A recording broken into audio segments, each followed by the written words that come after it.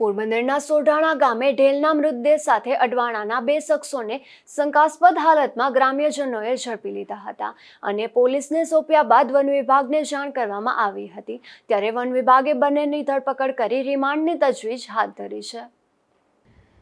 Porbandar Khambhalia highway પર આવેલ સોઢાણા ગામે ગઈકાલે બપોરના સમયે બે શખ્સો એક કોથળામાં ઢેલનો મૃતદેહ લઈને પસાર થતા હતા, જે અંગે જાણ થતાં ગ્રામ્યજનોએ અટકાવી કોથળો ખોલાવતા તેમાંથી ઢેલનો મૃતદેહ ઇજાગ્રસ્ત હાલતમાં મળી આવ્યો હતો।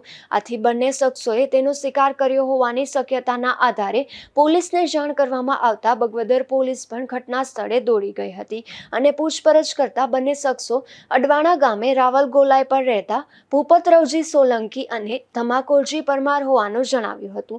ત્યારબાદ વન વિભાગને જાણ કરવામાં આવતા વન વિભાગની ટીમ પણ દોડી ગઈ હતી અને મૃતદેહ તેમજ બંને શખ્સોનો કબજો લઈ વધુ તપાસ હાથ ધરી છે।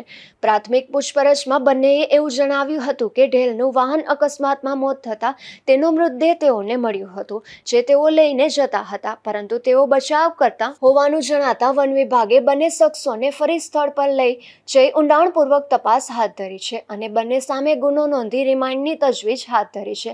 વન વિભાગે જણાવ્યું છે કે બંને શખ્સો ઢેલના મૃતદેહને ખોરાક માટે લઈ જતા હતા, આથી બંને સામે કાર્યવાહી હાથ ધરી છે। બંને શખ્સોને સિવિલ હોસ્પિટલ ખાતે મેડિકલ ચેકઅપ માટે લવાયા બાદ પક્ષી અભયારણ્ય ખાતે લાવ્યા હતા। નિપુલ પોપટ સાથે અશોક થાનકી, ગુજરાત ન્યૂઝ, પોરબંદર।